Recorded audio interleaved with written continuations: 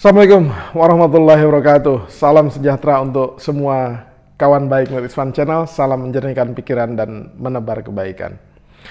Kawan baik, koalisi partai politik atau gabungan partai politik untuk melewati ambang batas pencalonan presiden atau presidensial threshold itu semakin terang benderang ya. Setelah KIB Koalisi Indonesia Bersatu dan KKIR Koalisi Kebangkitan Indonesia Raya yang duluan terbentuk, kemudian menyusul Koalisi Perubahan untuk Persatuan, dan terakhir itu ya PDIP gitu. Tetapi koalisinya sudah mulai terang benderang, ya kan? Tapi sikap partainya, ini juga udah mulai terang benderang, kecuali dua partai yang sepertinya amat sangat berhati-hati untuk tidak mengatakannya bingung gitu. Bingung bergabung kepada koalisi apa dan mendukung capres siapa gitu. Kita lihat satu persatu ya. Sebelum kita sebut satu persatu, partai mana yang belum menentukan capres, dukungan capresnya yang berhubungan dengan koalisi yang akan dibentuk gitu. Nah, kalau partai yang lain itu sudah jelas kelamin koalisi sekaligus capres atau capresnya gitu. Tapi dua partai ini nih kelaminnya masih membingungkan karena masih bermanuver ke sana kemari atau mengkalkulasi secara detail. Partai itu adalah Partai Golongan Karya yang dipimpin oleh Ketua Umumnya Erlangga Hartarto dan Partai Amanat Nasional, ya bukan Partai Artis Nasional, tapi Partai Amanat Nasional yang dipimpin oleh Pak Zulkifli Hasan. Ya dulu selalu sering PAN itu diguyonin atau digodain bahwa itu Partai Artis Nasional karena banyak artis yang bergabung di situ. Ya.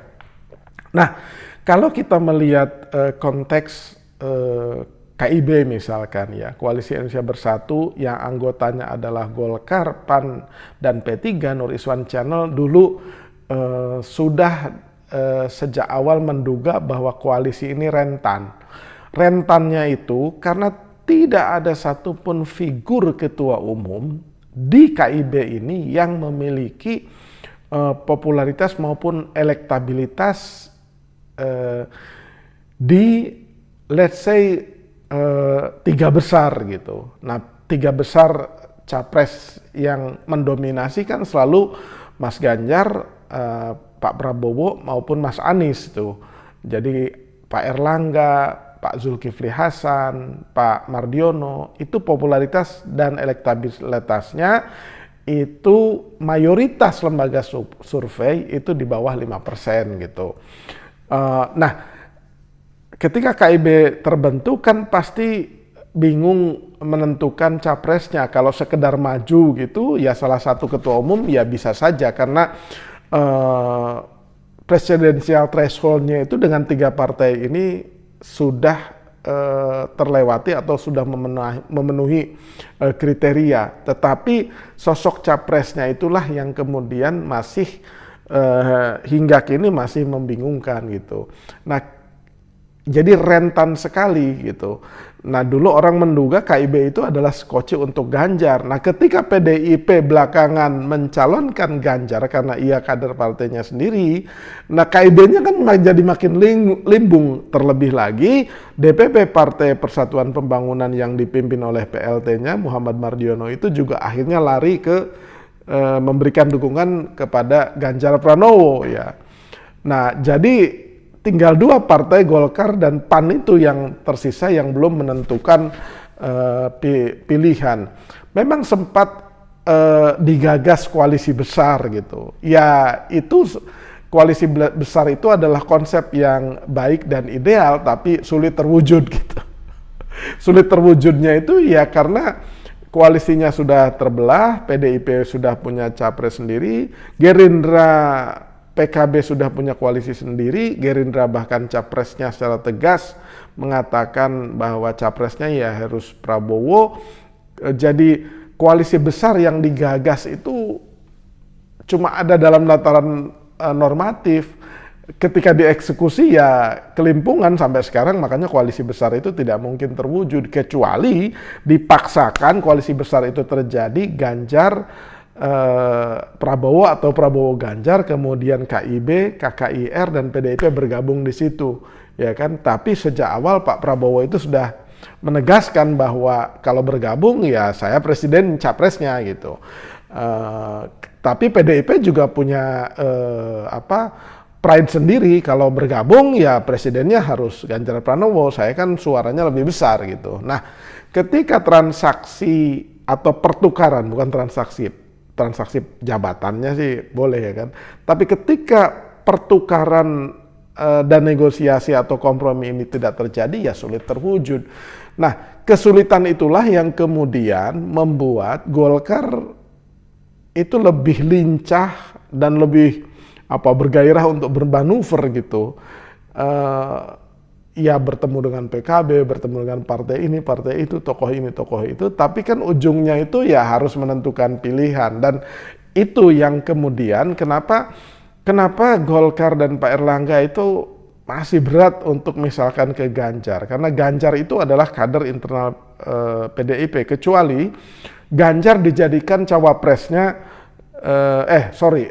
Airlangga Hartarto itu dijadikan cawapresnya Ganjar gitu, ya itu mungkin secara mudah bisa, tapi pihak Ganjarnya kan juga menilai bahwa kalau cawapresnya Erlangga menang gak nih gitu kan.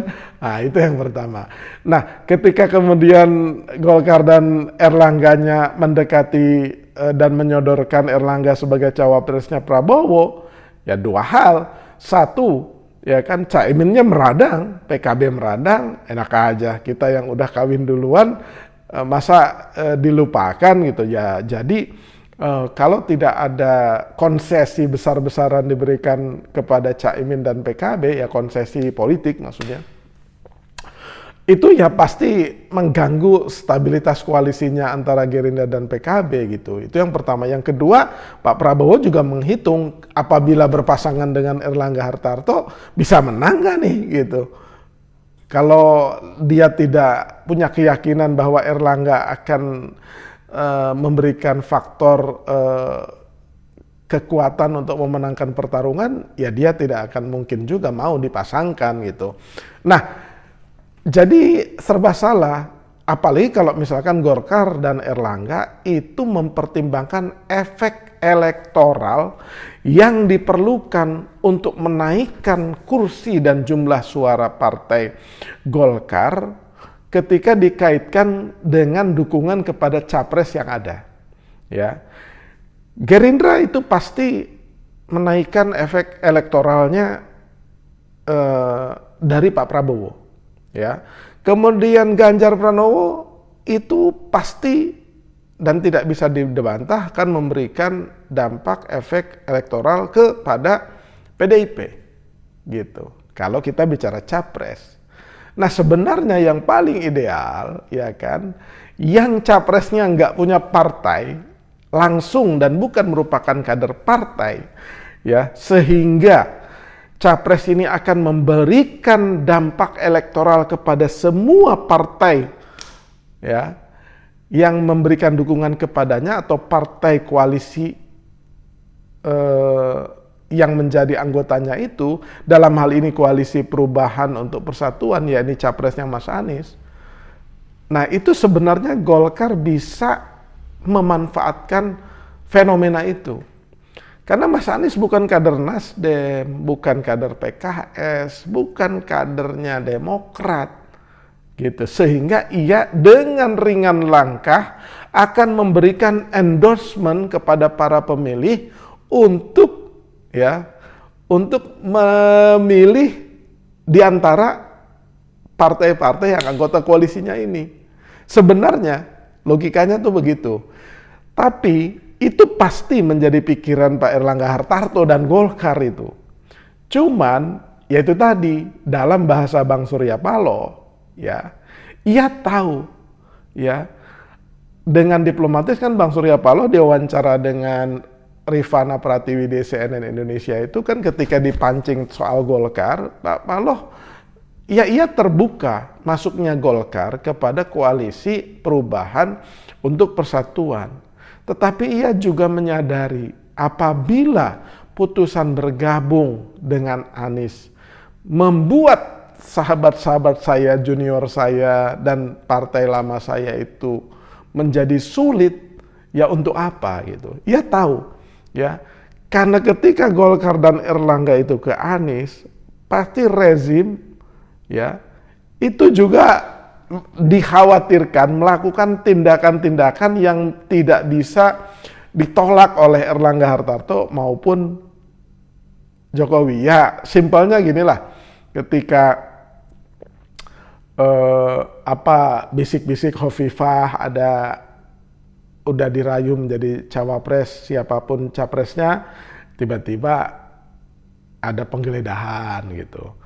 Nah itu seperti angin, kalau dalam bahasa Pak Surya Paloh itu penjegalan itu terhadap sosok atau terhadap partai, ya, tekanan atau ancaman dalam bahasa Bang Surya itu seperti angin, terasa tapi tidak kelihatan gitu. Siapa yang melakukan itu? Ya dikejar oleh Mbak Rifana itu. Ya terasa, tapi saya juga tidak tahu siapa yang melakukan tekanan, ancaman atau perintah untuk menekan itu gitu. Ya. Tapi asumsi-asumsi itu bergulir dengan amat sangat telanjang di ruang publik sehingga orang bisa paham gitu. Ini pekerjaan siapa? Misalkan tekanan, ancaman, pencegalan, pemeriksaan, penggeledahan, pemanggilan. Nah itu yang kemudian mungkin menjadi salah satu pertimbangan Pak Erlangga Hartarto supaya ia dingin gitu. Ya Pak Prabowo sudah bertemu dengan Pak Erlangga beserta Abu Rizal Bakri, tapi Pak Erlangga juga sudah bertemu dengan Pak Surya Paloh gitu. Atau Golkar menunggu saat yang tepat gitu di ujung-ujung lah gitu baru. Tetapi dalam konteks tadi, dalam konteks memikirkan efek elektoral dari capres, ya, efek ekor jas dari capres atau cawapresnya, maka satu-satunya pilihan yang ideal adalah memilih capres yang bukan kader partai, gitu. Tapi yang punya hitungannya itu kan Pak Erlangga, gitu, ya kan? Kalau kemudian ia memilih Anies Rashid Baswedan, kemudian ia kesulitan, ada munaslup diganti, ada tekanan, beberapa petinggi partai itu kemudian mungkin saja dipanggil-panggil, dibuka-buka kasusnya, kan ya pusing juga. Mungkin itu yang jadi salah satu pertimbangan. Nah, akan kemana sinyal Golkar ini ya susah. Makanya Golkar itu ya digoda oleh PKB, Gerindra, juga digoda oleh Nasdem gitu. Jadi koalisi besar sudah pasti sulit terwujud lah. Semua pihak meyakini itu.